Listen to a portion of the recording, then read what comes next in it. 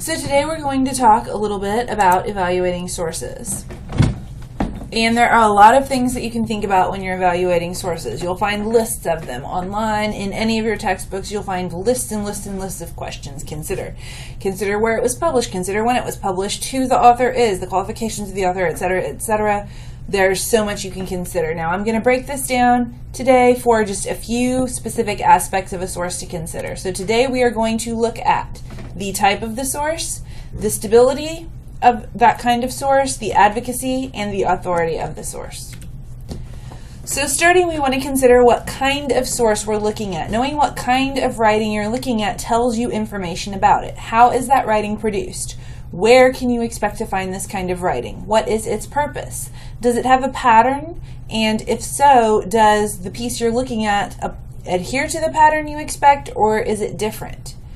So you might be looking at, say, a blog post, and you know from a blog post you can expect it to have certain things. It's probably not going to be very formal.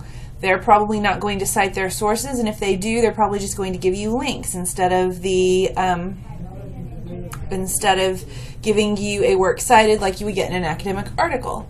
They probably ask for some kind of audience engagement. If you have a different kind of source, a magazine article, a newspaper article, any of those things, there are going to be specific things that you expect from that rhetorical situation. They can help you consider the source and whether it's doing its job correctly or not. Knowing the type also helps you consider these other aspects of a source. The first one is stability. How likely is that source going to be the same? Is it going to be available again? If you go to the library this semester and get a book for your paper and you go back next semester for the same topic, are you going to be able to find that book? Chances are yes. If you go online to a website this semester, are you going to be able to find the exact same website next semester? Quite possibly, depending on the type of website. Some types of websites are more likely to be the same, some are not. Certainly a website's more likely to change than a book. And if the source is still available, has it changed? And if it has changed, are those changes acknowledged? Some sources get updated and there's no indication. So you might be reading it saying, I swear there was a paragraph where they had this statistic, but you can't find it because that was deleted, but it just doesn't say that happened. Whereas other types of sources, they may update the source, but then keep a list of notes saying, oh, on this date we took out this evidence that couldn't be corroborated. So you need to consider those aspects of stability. You also want to consider advocacy. Advocacy means how much the author or the source wants you to do something, how much they are taking sides. The sources with the least advocacy, they just want to provide information. Their goal is to put information out there for people to do with it whatever they want. Maybe it has a little bit more advocacy, so maybe they are hoping that people will think a different way or have a different opinion but not necessarily take a different action. The sources with the strongest advocacy want someone to be taking an action, so they want you to buy a product or vote for a particular person, something like that. Another way to approach advocacy is to consider how much the author benefits from readers' responses. Obviously, an advertisement, the producer of that advertisement is going to benefit if you purchase the product. They are going to gain money from that. Or in other cases, maybe someone with a public service announcement is just trying to make the world a better place. So they want people to know, wash your hands if you're sick so other people don't catch your germs, but they don't personally benefit from it. So you want to consider that situation. Lastly, we're looking at authority. Authority means how much you can trust the author on that subject. How much are they an expert? How qualified are they to speak on that particular subject? And for that matter, what aspect of the subject are they an expert on?